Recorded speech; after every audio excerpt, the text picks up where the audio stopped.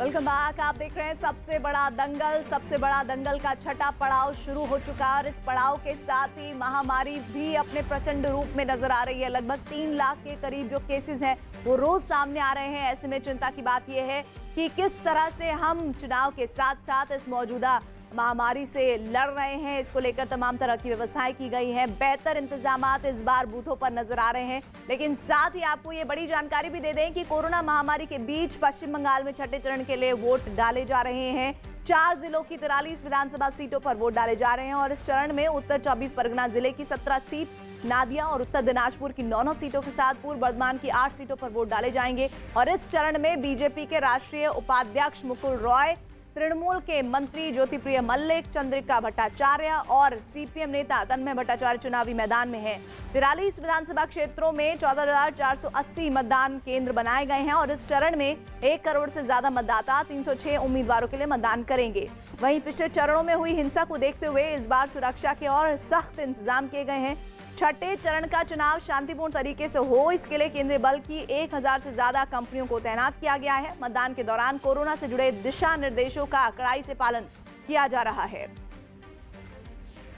और बड़ी खबर इस वक्त आ रही है उत्तर 24 परगना से, जहां बीजेपी नेता की पिटाई का आरोप टीएमसी कार्यकर्ताओं पर लगा है। बीजेपी नेता अनिमेष देव को इलाज के लिए अस्पताल में भर्ती करवाया गया है। इस वक्त की बड़ी खबर, और आज सुबह से ही लगातार हमारे साथ हमारे सहयोगी जुड़ रहे थे और हिंसा की कोई भी खबर नहीं आने से थोड़ा सुकून जरूर था।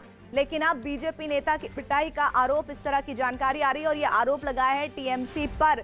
बीजेपी नेता अनिमेष देव को इलाज के लिए अस्पताल में भर्ती करवाया गया है, जहां पर उनका इलाज चल रहा है। लेकिन टीएमसी कार्यकर्ताओं पर इस मारपीट का आरोप लगा है। उत्तर 24 परगना से खबर है। आशिका हमारे साथ हमारे सहयोगी जुड़ रही हैं। आशिका, और क्या अपडेट है इस बारे में?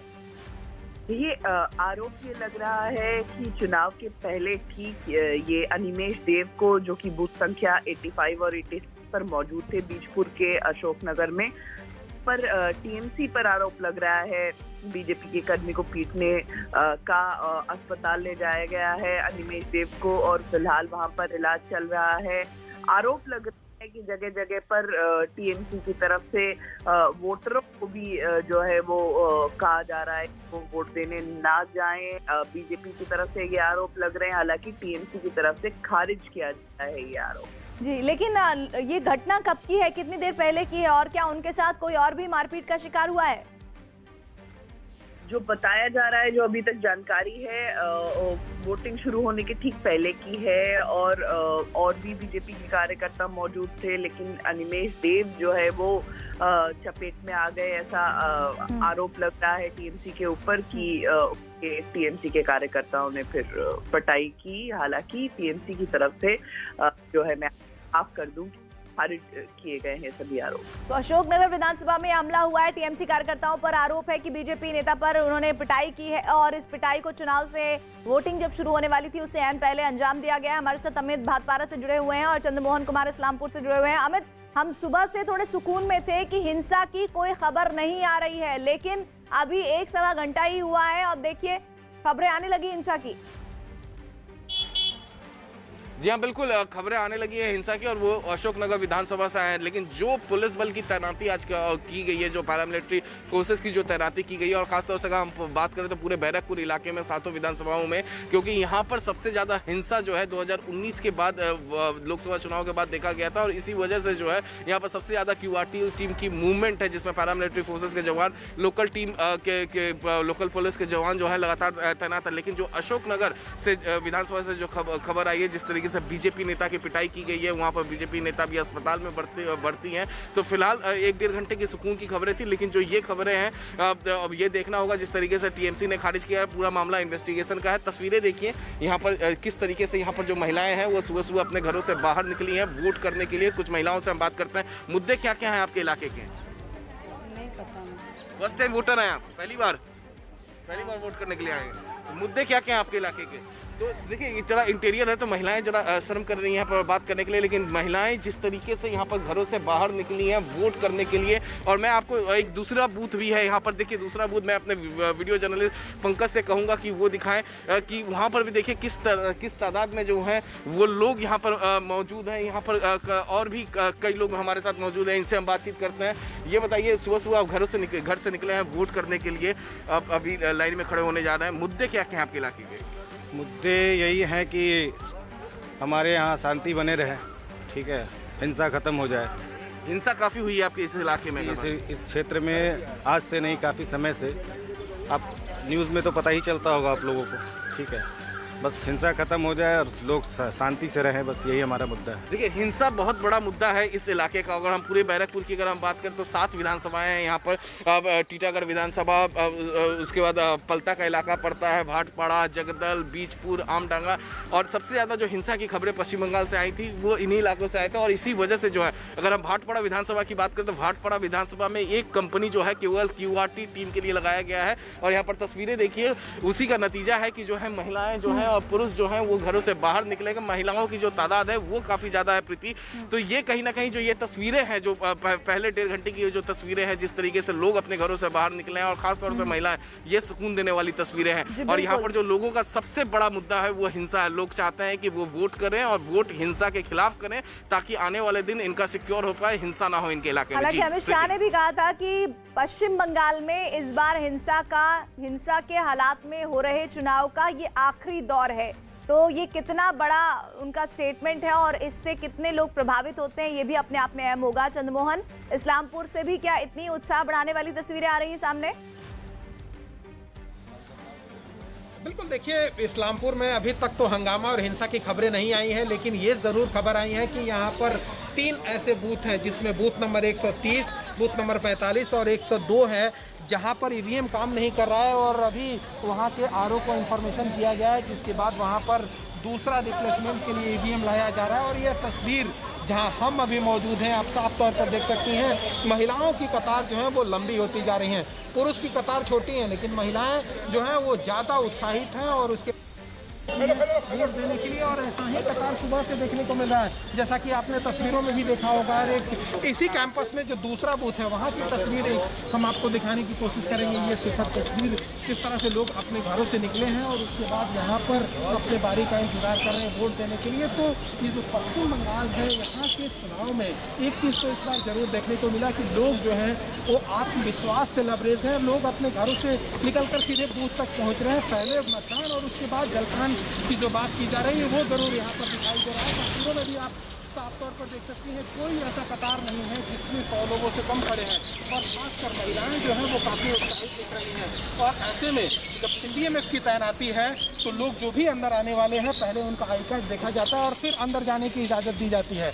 और कोरोना काल में चुनाव हो रहा है, ऐसे में उस गाइडलाइन का पालन हो, इसको भी बखूबी से यहाँ पर पालन कराया जा रहा है। जो लोग भी पहुँचने वाले हैं बिना मास्क से पहुँच रहे हैं उनको मास्क दिया जा रहा है और सैनिटाइज़र और हैंड ग्लव्स देने के बाद अंदर जाने की इजाज़त दी जा रही है।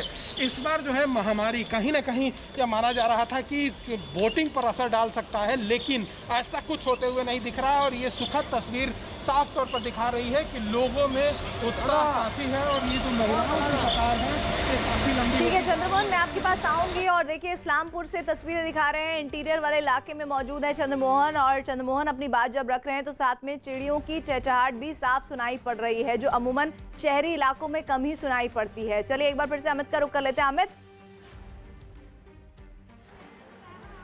जी हाँ बिल्कुल प्रीति, मैं आपको सीधी तस्वीरें दिखाता हूँ कि जो तस्वीरें सुकून देने वाली है, क्योंकि जिस तरीके से चुनाव आयोग ने व्यवस्था की थी कि बिना किसी वायलेंस के लोग अपने घरों से बाहर निकले और लोग वोट करें, मतदान करें, ठीक वही तस्वीरें यहाँ पर आप देख सकते हैं कि यहाँ पर लोग जो हैं कतारों में यहाँ पर खड़े हैं। मैं आपको बेहद नज़दीक से जरा यहाँ पर मैं लोगों से बात करने की कोशिश करूँगा। मुद्दे क्या कि सबसे पहले तो आप अपना मास्क ऊपर करिए, अब मास्क ऊपर कर, देख रहे हैं किस तरीके से कोरोना वायरस फैला हुआ है। मुद्दे क्या क्या आपके इलाके के? मुद्दे क्या क्या है, क्या आपके जहन में है वोट करते हुए? देखिए इंटीरियर इलाका है कोलकाता शहर में, तो लोग थोड़ा कतरा रहे हैं यहाँ पर बात करने में। मुद्दे क्या क्या हैं आपके इलाके के? क्या करते हैं आप? हम जूट मिल में काम करते हैं। जूट मिल में काम करते हैं आप। मुद्दे क्या क्या हैं?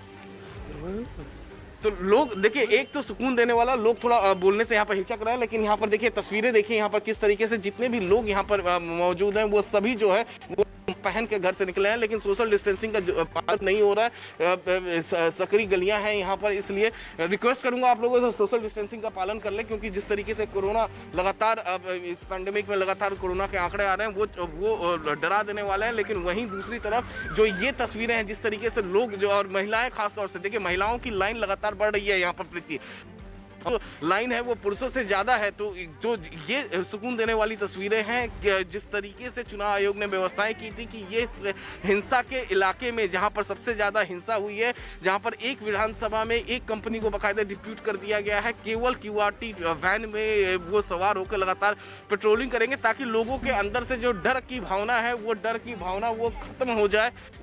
और यही इसी वजह से यहाँ पर देखिए तस्वीरों में। ये बताइए, आप काफी देर से यहाँ खड़े हैं, क्यों खड़े हैं यहाँ पे?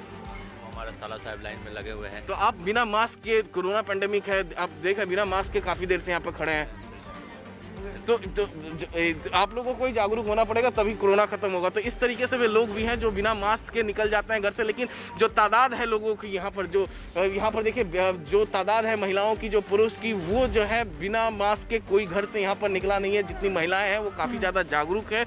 सोशल डिस्टेंसिंग यहाँ पर नहीं है क्योंकि जो यहाँ पर गलियाँ हैं वो सकरी हैं, जो सड़क है, सड़क से गाड़ियाँ जा रही है, इस वजह से जो है महिलाएं जो है बच बचा के यहाँ पर खड़ी है, लेकिन हर किसी ने यहाँ पर मास्क पहना हुआ है। तस्वीरें सुकून देने वाली है। जितनी भी बूथें हैं बैरकपुर विधानसभा की, सातों विधानसभा की आप हमें दिखा रहे हैं, और ये तस्वीरें भाटपाड़ा की जनता के लिए एक मिसाल है, क्योंकि सबसे बड़ी तादाद जो मुझे दिख रही है, जो लाइन आप दिखा रहे थे, वो महिलाओं की थी और वो पुरुषों से ज्यादा लंबी है। ये बहुत जबरदस्त है और इसीलिए कहा भी जाता है कि पश्चिम बंगाल की जो महिलाएं हैं वो राजनीति को लेकर काफी जागरूक हैं, चाहे वो हम शहरी इलाकों की बात कर लें या फिर इंटीरियर इलाकों की बात कर लें। चंद्रमोहन का रुख कर लेते हैं, इस्लामपुर से हमारे साथ हैं चंद्रमोहन। हम सुबह के वक्त में देख रहे थे कि आपके यहाँ लोग आ तो रहे थे मतदान करने के लिए, लेकिन क्या उसमें अब महिलाओं की संख्या कुछ बढ़ती हुई दिख रही है? बिल्कुल, हम सीधे आपको तस्वीर दिखाने की कोशिश करेंगे और इन तस्वीरों को देखकर आप समझ सकती हैं कि महिलाओं में, इस इलाके के महिलाओं में कितनी जागरूकता है और कितने उत्साहित है वोट को लेकर। जो ये दो कतारें आपको सामने में दिख रही होंगी, एक तरफ पुरुष हैं और दूसरी तरफ महिलाएं हैं, और ये महिलाओं की कतार जो है लंबी हो जाती है। कभी पुरुष की कतारें भले छोटी हो जाए, लेकिन महिलाओं की कतार कभी छोटी नहीं होती। और इन तस्वीरों को देखकर यह समझा जा सकता है कि पश्चिम बंगाल तो तस्वीरें चंद्रमोहन दिखा रहे हैं। देखिए, जागरूक महिलाओं की जागरूक तस्वीर इस वक्त आ रही है। इस्लामपुर की तस्वीरें चंद्रमोहन हमें दिखा रहे हैं, जिसमें बड़ी संख्या में महिलाएं निकली हैं, बूथों तक पहुंची है। 1.5 घंटे से थोड़ा सा ज्यादा वक्त हुआ है और अच्छी तादाद में महिलाएं आ रही हैं। ये एक बड़ा संकेत है पश्चिम बंगाल की जनता को कि महिलाओं की भागीदारी इस बार वोटिंग परसेंटेज में जबरदस्त होने वाली है। इन तस्वीरों को देखकर तो यही अंदाज लगाया जा सकता है।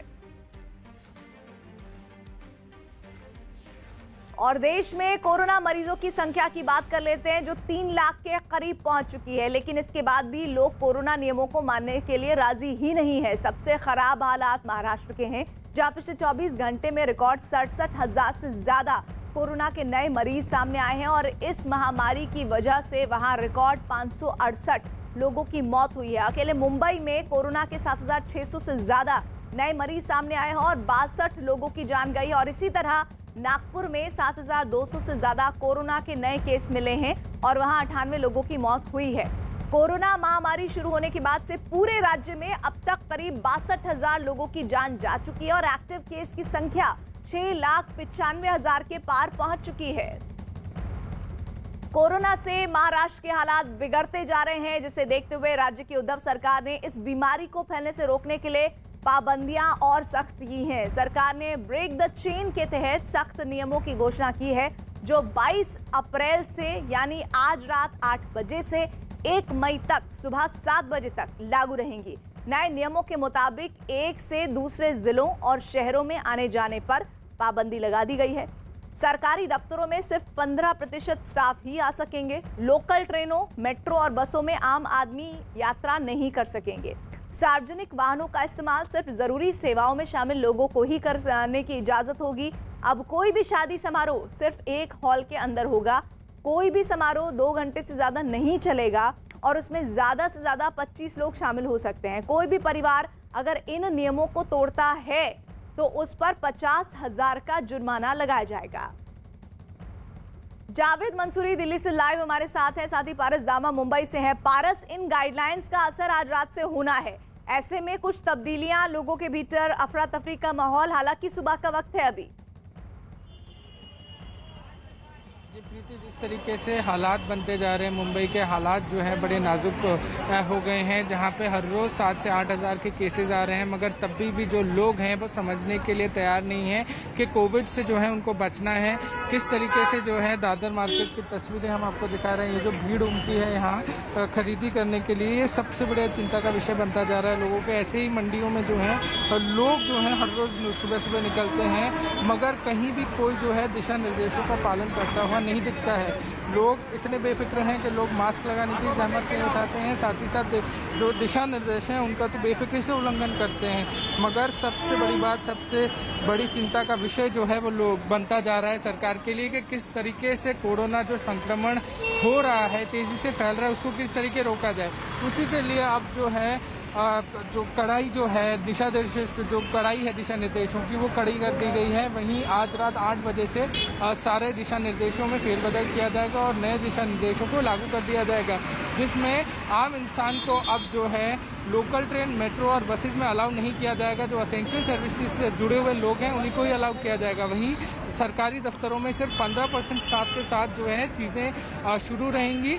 वहीं अब जो है ये सारे दिशा निर्देश फॉलो करना बहुत ज़रूरी हो गया है, क्योंकि जिस तेज़ी से पूरे मुंबई में, पूरे महाराष्ट्र में कोरोना वायरस के संक्रमण बढ़ रहा है, जहां एक तरफ बेड्स की कमी साफ तौर पे दिखती है, ऑक्सीजन की कमी साफ तौर पे दिखती है, वहीं बिल्कुल, और इधर कोरोना की दूसरी लहर से देश की राजधानी दिल्ली के भी हालात खराब हैं। और परेशानी की बात तो यह है कि लॉकडाउन लगाने के बाद भी कोरोना के मरीजों की संख्या कम होने का नाम नहीं ले रही है। पिछले 24 घंटे में दिल्ली में कोरोना के 24,000 से ज्यादा नए केसेस सामने आए हैं और इस महामारी की चपेट में आने से रिकॉर्ड 249 लोगों की जान चली गई है। आलम यह है कि शहर के बड़े बड़े अस्पतालों में मरीजों के लिए बेड की कमी हो गई है, जिससे लोगों को भारी परेशानी का सामना करना पड़ रहा है। राज्य में कोरोना से मरने वालों का आंकड़ा 13,000 के पार पहुंच चुका है और पॉजिटिविटी रेट 31% से ज्यादा हो गया है। यही नहीं, राज्य में कोरोना के एक्टिव मरीजों की संख्या 85,000 के पार पहुंच चुकी है। जावेद हमारे साथ जुड़े हुए हैं। जावेद, 85,000 के पार इस आंकड़े के पहुंच जाने का मतलब क्या है, और जिन कमियों से बीते दिन दिल्ली जूझ रही थी, क्या हालात कुछ बेहतर हुए हैं? देखिए, कोशिशें लगातार की जा रही हैं सरकार की तरफ से कि लोगों को कम से कम परेशानी हो, लेकिन जो आंकड़े कहते हैं वो इशारा कुछ ठीक नहीं करते। मैं अगर दिल्ली में अगर आप पूछ रहे हैं कि स्थिति कैसी है, दिल्ली में कोरोना से लड़ने के लिए जो इंतजाम किए गए हैं उसकी आंकड़े अगर हम आपको दिखाएं, देखिए अभी मैंने ये दिल्ली कोरोना ऐप खोला हुआ है। इसमें आप देखेंगे जो आईसीयू बेड विद वेंटिलेटर्स हैं वो सिर्फ 6 खाली बचे हैं, और इसके अलावा आईसीयू बेड 24 हैं और कोविड बेड्स 2148 हैं। यानी कि आईसीयू और वेंटिलेटर्स की भारी कमी है। और अगर ये जो इन पर खाली दिखा रहा है, इन पर अगर आप कॉल करेंगे तो वहां पर भी बेड्स नहीं मिल पाएंगे। तो ये स्थिति दिल्ली में है। लगातार सरकार की तरफ से कोशिश की जा रही है कि दिल्ली में बेड्स बढ़ाए जाएं, ऑक्सीजन बेड्स बढ़ाए जाएं। इसके अलावा लगातार बैठकों का दौर चल रहा है, निगरानी की जा रही है। लेकिन जो सबसे चिंता की बात है वो ये है कि रोज पिछले 24 घंटे में भी 24,000 से ज़्यादा मामले आए हैं। वो सबसे बड़ी चिंता का विषय है। जो पॉजिटिविटी रेट है वो 30% से ज़्यादा बना हुआ है। ये चिंता की बात है, क्योंकि लगातार इतने मरीज आ रहे हैं सामने, तो इनको इलाज कैसे दिया जाएगा, इनको रखा कहाँ जाएगा, ये बड़ी बात है। अभी भी अगर आप सोशल मीडिया खोलकर देखेंगे तो वहाँ पर ऐसे बहुत सारे लोग मिल जाएंगे जो लोग अपील कर रहे हैं, गुहार लगा रहे हैं, किसी को बेड्स चाहिए, किसी को प्लाज्मा चाहिए। तो इस तरह की दिक्कतें फिलहाल सामने आ रही हैं। जी बिल्कुल। और दिल्ली हाईकोर्ट ने मरीजों के लिए जरूरी ऑक्सीजन की कमी के मुद्दे पर नाराजगी जताई है। इस मसले पर दिल्ली के एक अस्पताल की याचिका पर हाईकोर्ट ने कल रात में सुनवाई की और इस याचिका में अस्पताल ने जल्दी से जल्दी ऑक्सीजन मुहैया कराए जाने की मांग की थी। हाईकोर्ट ने केंद्र सरकार को कहा कि हम बिना ऑक्सीजन के लोगों को मरते हुए नहीं देख सकते। हाईकोर्ट ने कहा कि अगर इंडस्ट्री को ऑक्सीजन की सप्लाई की जा रही है तो तुरंत रोक दी जाए। कोर्ट ने सरकार के रवैये पर सवाल उठाते हुए कहा कि अगर आपको विमान से भी ऑक्सीजन लानी पड़े तो भी उसको तुरंत मुहैया कराने के इंतजाम करने चाहिए। कोर्ट ने केंद्र सरकार को अपनी जिम्मेदारी निभाते हुए ऑक्सीजन मुहैया कराने को कहा है। कोर्ट ने सख्त लहजे में केंद्र से कहा कि आप ऑक्सीजन मांगे, उधार लें या चुराएं, लेकिन आपको पर्याप्त ऑक्सीजन देनी होगी। रात करीब 10 बजे के बाद तक चली इस सुनवाई में जब केंद्र सरकार के वकील ने कल इस मामले में जानकारी देने की अपील की तो कोर्ट ने कहा कि अगर तब तक कोई अनहोनी हो जाती है तो उसकी जिम्मेदारी केंद्र सरकार को लेनी होगी। जावेद, इस पूरे मामले में जिस तरह से कोर्ट ने संज्ञान लिया, कुछ हो पाया है अभी तक? देखिए, अभी तक जो हमारे पास खबरें हैं किसी हॉस्पिटल में किल्लत नहीं है, लेकिन लगातार सरकार की तरफ से ये चेताया जा रहा है कि अलग अलग हॉस्पिटल्स में कुछ ही घंटों की ऑक्सीजन बाकी है। लेकिन ये भी साफ है कि कल केंद्र सरकार ने दिल्ली का ऑक्सीजन का जो कोटा है उसे 378 मीट्रिक टन से बढ़ाकर 480 किया है। लेकिन बीती रात जिस तरह से हाईकोर्ट में सुनवाई हुई और उस पर दलीलें रखी गई तो उससे साफ है कि दिल्ली में ऑक्सीजन का संकट कितना गहरा है। हाईकोर्ट ने सीधे शब्दों में कहा है कि कैसे भी करिए, किसी भी तरह से इंतजाम करिए, दिल्ली में ऑक्सीजन की कमी नहीं होनी चाहिए। तो फिलहाल हम लगातार सरकार के भी संपर्क में है कि एक कलेक्टिव डाटा दिल्ली के अलग अलग अस्पतालों का क्या है, स्टेटस क्या है, अभी स्थिति क्या है, ऑक्सीजन कितना है, कितने घंटे का बचा है, ये जानकारी जुटाने में लगे हैं। अलग अलग हॉस्पिटल से भी हम संपर्क कर रहे हैं, लेकिन अभी कहीं इस तरह की कोई खबर नहीं है कि कहीं पर संकट है।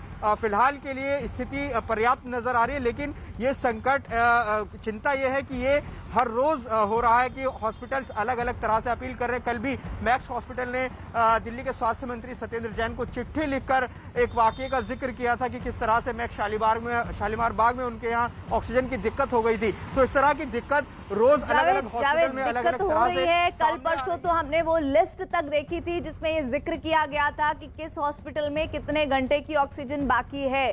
तो आज वो स्टेटस क्या है? जब अगली बार मैं आपसे जुड़ूंगी तो प्लीज इसको आप डेटा को कलेक्ट करके रखिएगा। इधर दिल्ली में ऑक्सीजन की कमी से निपटने के लिए केंद्र सरकार ने बड़ा फैसला किया है। केंद्र सरकार ने दिल्ली को मिलने वाली ऑक्सीजन का कोटा 100 मीट्रिक टन से ज्यादा बढ़ा दिया है। दिल्ली को पहले रोजाना 378 मीट्रिक टन ऑक्सीजन मिलती थी, जिसे बढ़ाकर अब 480 मीट्रिक टन कर दिया गया है। केंद्र की तरफ से ऑक्सीजन का कोटा बढ़ाए जाने का दिल्ली सरकार ने स्वागत किया। दिल्ली के मुख्यमंत्री अरविंद केजरीवाल ज्यादा ऑक्सीजन दिए जाने पर केंद्र सरकार का आभार जता चुके हैं। कोरोना महामारी के इस दौर में नोएडा पुलिस की तरफ से सराहनीय पहल की गई है। कोरोना से ठीक हो चुके पुलिस के जवान अब जरूरतमंद लोगों को प्लाज्मा देकर उनकी जान बचाने में लगे हुए हैं। ये वो जवान हैं जो कुछ महीने पहले कोरोना पॉजिटिव हो गए थे और अब यही जवान संकट की इस घड़ी में आगे आकर लोगों की जिंदगी बचा रहे हैं। तो दोहरी जिम्मेदारी है इनके ऊपर। दोहरी जिम्मेदारी इस लिहाज से, तो पहले तो उन्होंने पहली दफे जब कोरोना के नियम लागू हुए थे, लॉकडाउन हुआ था, किस तरह से लगातार वो गश्त कर रहे थे, पैनी निगाह रख रहे थे उन लोगों पर जो घर से बाहर निकल रहे थे। लेकिन नोएडा पुलिस की ये पहल अपने आप में जबरदस्त है, बहुत सराहनीय है, जिसकी जितनी भी तारीफ की जाए कम है। अब वो अपना प्लाज्मा डोनेट कर रहे हैं क्योंकि ये वो जवान हैं जो लगातार लोगों को काबू करने में लगे हुए थे। ऐसे भी कई लोगों के संपर्क में आए जो कि मुमकिन है कि कोविड पेशेंट रहे हों और इनको भी कोरोना हुआ और उसके बाद जब कोरोना से ये ठीक हो गए तो अब ये प्लाज्मा डोनेट कर समाज में अपनी भागीदारी निभा रहे हैं।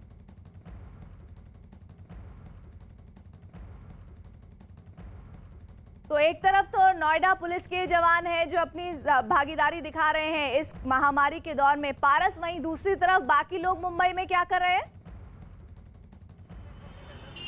जी, हालात जो है वो मुंबई के बद से बदतर हो जा रहे हैं। जहां एक तरफ हर रोज 7 से 8 हज़ार केसेस सामने आ रहे हैं, वहीं अब दिशा निर्देशों को भी जो है वो कड़ा कर दिया गया है। मगर लोग अभी भी जो है इस महामारी को लेकर बिल्कुल भी चिंतित नहीं है। लोग बेफिक्र होकर बाहर बाजारों में दिशा निर्देशों का उल्लंघन करते हुए दिखते हैं। दादर सब्जी मंडी का हाल जो है मैं आपको दिखाना चाहूँगा, किस तरीके से लोगों की जो भीड़ है वो यहाँ पे लगी हुई है। लोग बेफिक्र होकर यहाँ पहुँचे हैं। सब्जी कि जो है एक असेंशियल चीज़ें हैं, लोग आएंगे खरीद करने, इसको खरीदेंगे, मगर जिस तरीके से लोग यहाँ पहुँचते हैं, सारे दिशा निर्देशों को ताक पे रख के जिस तरीके से सारी चीज़ों का उल्लंघन किया जाता है, वो बहुत बड़ी चिंता का विषय बनता जा रहा है सरकार के लिए। सरकार पूरी तरीके से कोशिश कर रही है कि किसी तरह जो है वो कोरोना संक्रमण जिस तेजी से फैल रहा है उस पर काबू पाया जाए। उसी के मद्देनजर अब जो है दिशा निर्देशों में फेरबदल किया गया है और नियमों को जो है वो और भी कड़ा कर दिया गया है, जहां 22 तारीख मतलब आज शाम 8 बजे से अब लोकल ट्रेन, मेट्रो और बसेस में आम जनता का जाना जो है वो निषेध हो जाएगा। आम जनता जो है वो इसमें ट्रैवल नहीं कर पाएगी। सिर्फ जो लोग असेंशियल सर्विसेज से जुड़े हुए होंगे उन्हीं को ही ट्रैवल करने की अनुमति होगी। वहीं सिर्फ 15% स्टाफ जो है वो सरकारी दफ्तरों में अलाउड किया जाएगा और साथ ही साथ लेकिन बार बार उद्धव सरकार की जो बारे चिंता बनी हुई है, वो चिंता दरअसल ये है कि इतनी सख्ती के बावजूद भी है कि लोग मानने को तैयार ही नहीं है। वहीं दूसरी तरफ नोएडा के ये पुलिस जवान हैं जो लगातार कोविड से जूझने के बाद अब अपना प्लाज्मा डोनेट कर समाज में अपनी महत्वपूर्ण भागीदारी इस महामारी के काल में निभा रहे हैं। मास्क के बाद इस महामारी से लड़ने का सबसे कारगर हथियार वैक्सीन है। अब उसकी जानकारी आप तक पहुंचा देते हैं। अपनी देसी वैक्सीन पर अब एक ऐसी खबर है जो कोरोना के खिलाफ लड़ाई में बहुत बड़ा हथियार साबित होने वाली है। भारत में बने देसी टीके को वैक्सीन पर ICMR ने स्टडी की है। इसमें पाया गया है कि ये वैक्सीन हर प्रकार के कोरोना पर बहुत असरदार है। ICMR के अध्ययन में सामने आया कि कोवैक्सीन SARS CoV-2 के कई वेरिएंट्स के खिलाफ लड़ने में सक्षम है। इतना ही नहीं, इस स्टडी में यह भी कहा गया है कि कोवैक्सीन कोरोना के डबल म्यूटेंट स्ट्रेन से लड़ने की भी क्षमता रखता है। यानी महामारी को जड़ से मिटाने में ये देसी बाहुबली वैक्सीन बहुत बड़ी भूमिका निभा सकती है।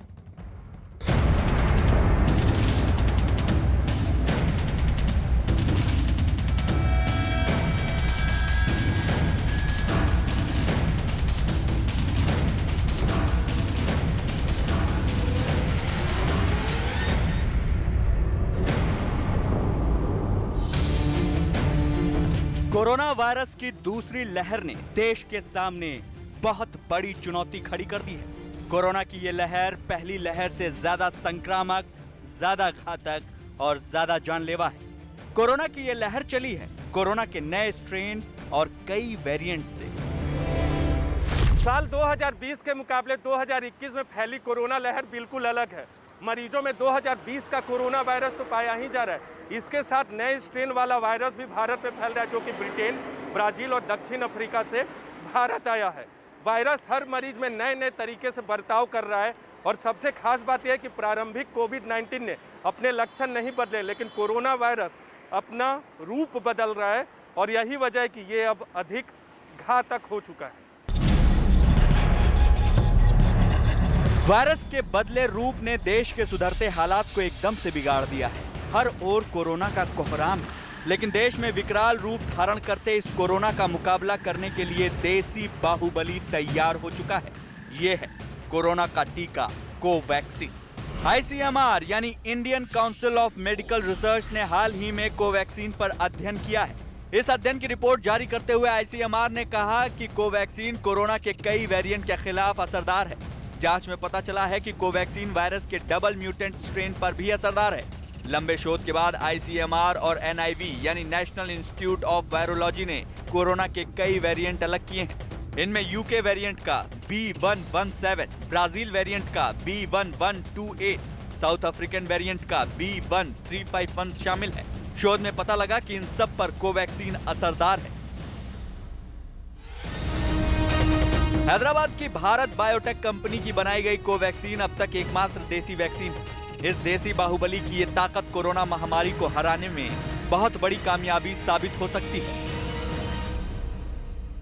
भारत बायोटेक और ICMR ने कोवैक्सीन के फेज 3 ट्रायल की अंतरिम रिपोर्ट जारी की है। ये रिपोर्ट उम्मीदों को बढ़ाने वाली है, क्योंकि इस रिपोर्ट के मुताबिक कोरोना के मरीजों पर यह टीका 78% असरदार है और गंभीर रूप से कोरोना के मरीजों पर यह 100% तक असरदार है। यानी कोरोना का मरीज अगर गंभीर तौर पर भी बीमार है तो उसे अस्पताल में भर्ती कराने की ज़रूरत नहीं पड़ सकती है। इस रिपोर्ट के अंतिम नतीजे जून के महीने में आएंगे। 1 मई से वायरस के विरुद्ध टीका युद्ध और बड़े पैमाने पर छेड़ दिया जाएगा। देश में अब तक 13 करोड़ वैक्सीन डोज लग चुकी हैं, जबकि कुछ करोड़ वैक्सीन अभी भी स्टॉक में है। अब तक केंद्र सरकार ने सभी राज्यों को मुफ्त टीके दिए हैं। 1 मई से 18 साल और उससे ऊपर की उम्र वालों को टीका लगाने का अभियान छेड़ा जाएगा। इस कोटे में भी केंद्र सरकार सभी राज्यों को 50% टीके मुफ्त देगी। 18 बरस से ऊपर के सभी बालिग लोग वैक्सीनेशन करा सकेंगे। इस प्रकार देश की एक बहुत बड़ी जनसंख्या को वैक्सीनेशन की सुविधा उपलब्ध हो जाएगी। जो 5वां सिद्धांत इस स्ट्रैटेजी का है वो ये है कि पूर्व की तरह वैक्सीनेशन फ्री होगा एलिजिबल पॉपुलेशन ग्रुप्स के लिए, जो कि भारत सरकार द्वारा दी गई वैक्सीन के आधार पर संचालित किए जा रहे हैं। प्रधानमंत्री मोदी भी वायरस के विरुद्ध युद्ध में टीकाकरण की बड़ी भूमिका के बारे में देश को बता चुके हैं।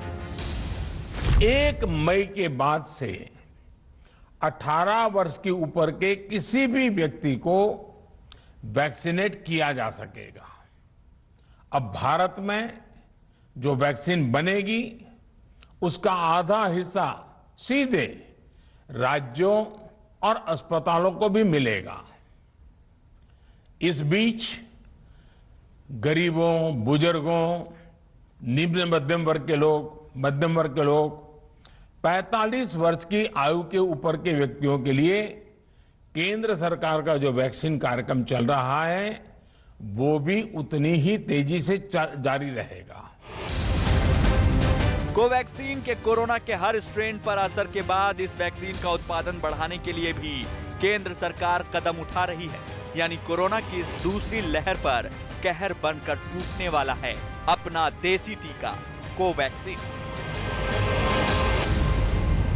महाराष्ट्र की तरह उत्तर प्रदेश के हालात भी कोरोना से बिगड़ते जा रहे हैं। पिछले 24 घंटे में यूपी में कोरोना के 33,000 से ज्यादा नए मरीज सामने आए हैं, जो कोरोना महामारी के शुरू होने के बाद से अब तक का एक दिन में सबसे बड़ा आंकड़ा है। यही वजह है कि कोरोना के दौरान जो आंकड़े सामने आ रहे हैं वो बीते 24 घंटे में पूरे राज्य में 187 लोगों की जान ले चुके हैं। खराब हालात इतने ज्यादा हैं कि राजधानी लखनऊ में वहां 24 घंटे में करीब 6,000 नए केसेस मिले हैं, 21 मरीजों की मौत हुई है।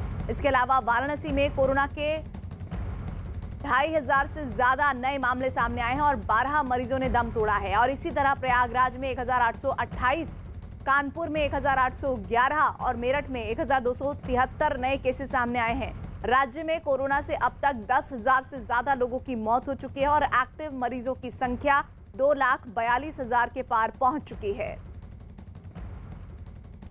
और क्या आप जानते हैं कि कोरोना की लहर लापरवाही की वजह से और ज्यादा बड़ी मुसीबत बन रही है। मरीजों के आंकड़े, मौत की संख्या और कोरोना वायरस की रफ्तार, इन सब के लिए सिस्टम से लेकर आम जनता तक कई स्तर पर जानलेवा लापरवाहियां हो रही हैं। महाराष्ट्र के नासिक में ऑक्सीजन टैंकर लीक होने के बाद ऑक्सीजन की कमी से 22 मरीजों की मौत ने देश को झकझोर कर रख दिया। इसके अलावा देश के कई शहरों में लोग कर्फ्यू के नियम तोड़ते हुए पुलिस वालों को सरेआम धमका रहे हैं। जोधपुर में एक लड़की ने कोरोना का सैंपल देने से इनकार कर दिया और इस बात को लेकर रेलवे स्टेशन पर काफी हंगामा हुआ। वहीं यूपी के प्रयागराज में शमशान घाट में अंतिम संस्कार की लकड़ी दोगुने दाम पर बेची जा रही है, जिसकी वजह से सामूहिक रूप से जल रही चिताओं के बीच हंगामा हुआ है। देखिए कैसे कोरोना को लेकर लोगों की लापरवाही महामारी को महासंकट बना रही है।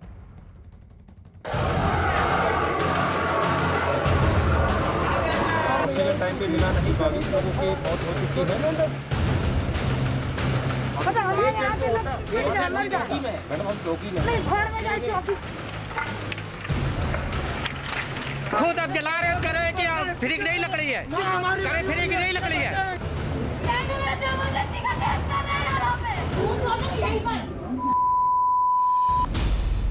ऑक्सीजन का इंतजार, लाशों का अंबार।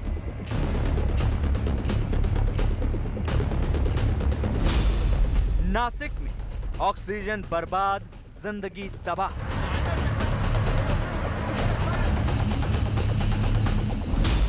प्रयागराज में शमशान में कालाबाजारी। 22,000 रुपए ये मांग रहे हैं कि 22,000 रुपए, 22,000 रुपए मांग रहे हैं लाश जलाने के लिए। जोधपुर में कोरोना टेस्ट पर हंगामा।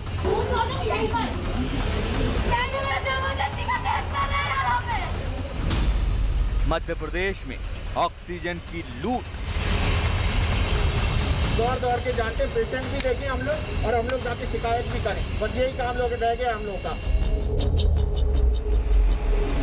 महामारी की बढ़ती मुसीबत के बीच देश कोरोना बढ़ाने, फैलाने और वायरस की चेन तोड़ने में रुकावट डाल रहे लोगों से परेशान है।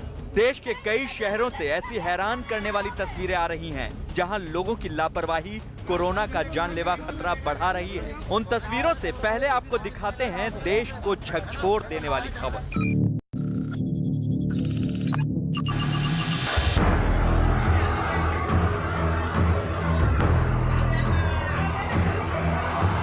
ये तस्वीरें नासिक में कोरोना मरीजों के हाहाकार से ठीक पहले की हैं, क्योंकि इसके बाद जो कुछ हुआ उसने नासिक महानगर पालिका के जाकिर हुसैन हॉस्पिटल में कोरोना मरीजों की लाशों का अंबार लगा दिया। हॉस्पिटल प्रशासन के मुताबिक यहां 25 कोरोना मरीज वेंटिलेटर पर थे, 60 से ज्यादा मरीज ऑक्सीजन सपोर्ट पर थे, लेकिन टैंकर से ऑक्सीजन रिफिल करते समय जानलेवा लापरवाही हुई। टैंकर का वाल्व खुला रह गया और देखते ही देखते ऑक्सीजन लीक होकर बर्बाद होने लगी। अस्पताल में अफरा तफरी मच गई। जब तक लीकेज रोका गया तब तक 25 मरीजों की मौत हो चुकी थी। ऑक्सीजन की आस में सबने दम तोड़ दिया। ये जाकिर हुसैन हॉस्पिटल नासिक महानगर पालिका की हॉस्पिटल है। यहाँ पर कोविड पॉजिटिव लोगों का उपचार होता है यहाँ पर। और यहाँ पर दोपहर के समय में करीबन 12 साढ़े 12 बजे के दरमियान जब ऑक्सीजन रिफिलिंग का काम चल रहा था तो उस समय जो रिफिलिंग के करते समय लीकेज हो गया। प्रधानमंत्री मोदी, गृह मंत्री अमित शाह और मुख्यमंत्री उद्धव ठाकरे ने हादसे पर अफसोस जताया है। वहीं महाराष्ट्र सरकार ने लापरवाही की जांच के आदेश दिए हैं। लेकिन सवाल ये है कि कोरोना काल में जब ऑक्सीजन के इंतजाम के लिए दिन रात संघर्ष चल रहा है, ऐसे में ऑक्सीजन की बर्बादी से हुई मौत के लिए दोषी लोगों पर सख्त कार्रवाई कब होगी? जोधपुर रेलवे स्टेशन पर एक लड़की पुलिस कर्मियों और मेडिकल स्टाफ को धमकाते हुए हंगामा करने लगी। रेलवे स्टेशन पर करीब 15 मिनट तक हंगामा करने के बाद लड़की जमीन पर बैठ गई।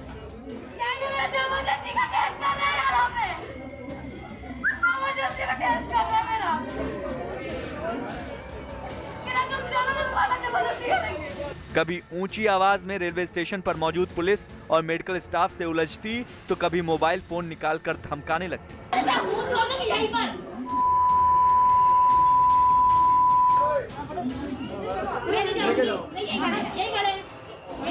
पुलिस के मुताबिक ये लड़की भोपाल से जोधपुर पहुंची थी। कोरोना प्रोटोकॉल के तहत उसके पास RT-PCR की नेगेटिव रिपोर्ट नहीं थी। पुलिस और मेडिकल स्टाफ ने सैंपल देने के लिए कहा तो पहले रोने लगी और फिर जिद पर अड़ गई। कहने लगी सैंपल नहीं दूंगी, मुझे डर लगता है। बहरहाल कुछ देर तक प्लेटफॉर्म पर बैठी लड़की को पुलिस ने थाने चलने को कहा, तब जाकर वो सैंपल देने को तैयार हुई।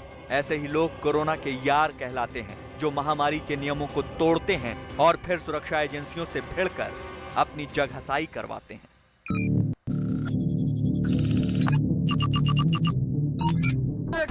उत्तर प्रदेश के प्रयागराज की ये तस्वीरें उस जगह की हैं जहां लोग माया मोह से मुक्त हो जाते हैं, लेकिन शमशान घाट पर काला बाजारी को लेकर हंगामे का ये मंजर हैरान करने वाला है। ये तो 2.5-3 घंटा ज्यादा हो गया हम लोग को। खुद अब जला रहे कह रहे हैं कि फ्री की नहीं लकड़ी है, कह फ्री की नहीं लकड़ी है, लकड़ी का पैसा लिया है, उसके बाद कह रहा फ्री की लकड़ी नहीं है खुद जलाने पर। महामारी के दौर में प्रयागराज के फाफामऊ शमशान घाट पर सामूहिक रूप से अंतिम संस्कार करना पड़ रहा है। मौत के बढ़ते आंकड़ों के बीच जब लोग अपने परिजनों के शव लेकर अंतिम संस्कार के लिए पहुंचे तो यहां दोगुने दाम पर लकड़ी बेचने का आरोप लगाया। भैया 3 घंटे से ज्यादा हो गया है, ये लाश जलती हुई बुझ गई। पूरा मैं इनसे कह रहा हूँ तो कह रहे हैं कि लीजिए पैसा, आप खुद जला लीजिए। ये कोई जवाब है? आने वाले हैं, ये जवाब है? बताइए। कर रही हमारी माँ के लाश मेरे सामने जो है बुझ गई और खुद जो है जब हम लोग अपने से जला रहे हैं तो कह रहे हैं कि आप जला लो। 22,000 रुपए ये मांग रहे हैं कि 22,000 रुपए 22,000 रुपए मांग रहे हैं लाश जलाने के लिए।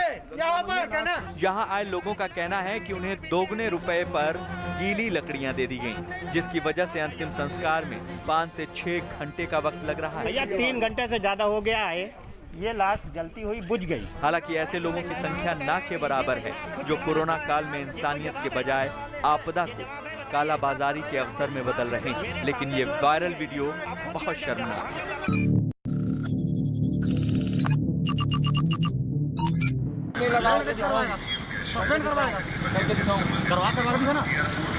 सड़क पर बिना मास्क घूमते हुए इस युवक को जब पुलिस वालों ने रोका तो वो पुलिस कर्मियों को सस्पेंड करवाने की धमकी देने लगा।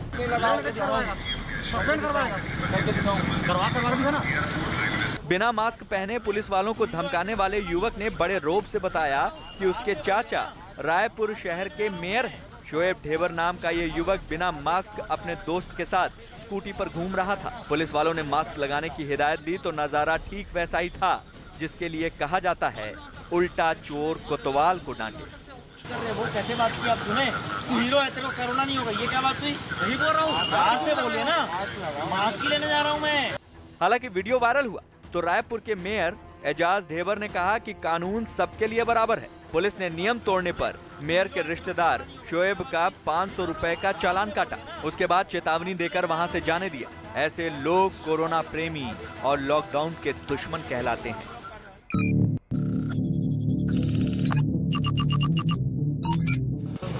राजस्थान के पाली में कोरोना गाइडलाइंस का पालन करवाने के दौरान एक विधायक ने पुलिस वालों को सड़क पर धमकाना शुरू कर दिया।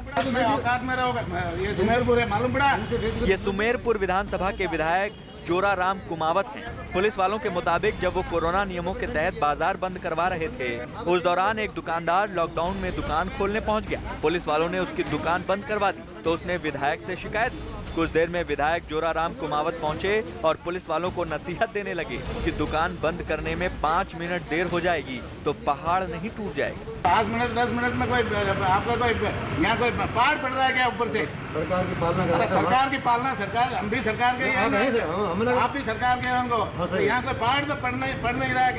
5 मिनट लेट हो जाएगा तो क्या कोई हो जाएगा? देश भर में सरकारों की बनाई हुई कोरोना गाइडलाइंस का पालन कराया जा रहा है। ऐसे में जनप्रतिनिधि अगर कोरोना नियमों को तोड़ने की हिमायत करेंगे तो कोरोना की मुसीबत को पहाड़ बनने में वक्त नहीं लगेगा।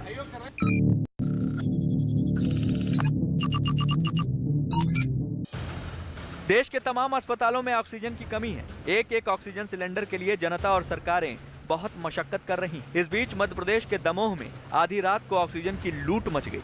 बाबा एक टेक्नीशियन क्या करेगा जब कह रहे हैं कि पुलिस दे दो कंटिन्यू उस लड़के के साथ। मैं वो ही बात कर रही 4 दिन से कह रही हूँ कि पुलिस साथ में दो। आपने हमसे कहा मैडम क्या आपने हमसे अरे आपके एसपी के साथ सुनो अरे चुप रहो पहले, आपको कुछ नहीं पता। मैंने 4 लेटर गए आपके एसपी के पास, 4 लेटर गए और 10 बार फोन किया है।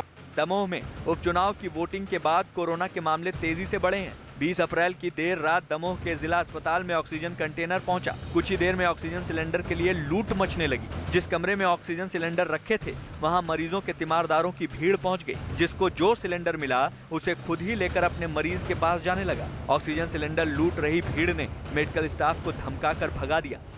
न्यूज़ 18 ये अपील करता है कि कोरोना काल में आप संयम बनाए रखें, प्रशासनिक व्यवस्था का पालन करें। सड़क से लेकर हॉस्पिटल तक आपके किसी भी तरह के हंगामे से किसी की कोई मदद नहीं हो सकती। और मध्य प्रदेश के रायसेन जिले से एक दिल दहलाने वाली खबर सामने आ रही है। कोरोना महामारी के कहर ने मंडी द्वीप में रहने वाली एक लड़की की मां को मौत की नींद सुला दिया तो लड़की ने 5वीं मंजिल से कूदकर अपनी जान दे दी। जानकारी के मुताबिक लड़की सदमे में 5वीं मंजिल से कूदी तो उसे वहां मौजूद कुछ महिलाओं ने बचाने की कोशिश की। उसके हाथ पकड़कर उसे वापस ऊपर खींचने की जद्दोजहद चलती रही लेकिन लड़की आत्महत्या करने पर आमादा थी। लड़की नीचे गिरने के लिए पूरा जोर लगा रही थी, तभी अचानक महिलाओं की पकड़ ढीली पड़ी और लड़की नीचे गिर गई। परिवार ने लोगों से अस्पताल पहुंचाया लेकिन तब तक उसकी मौत हो चुकी थी।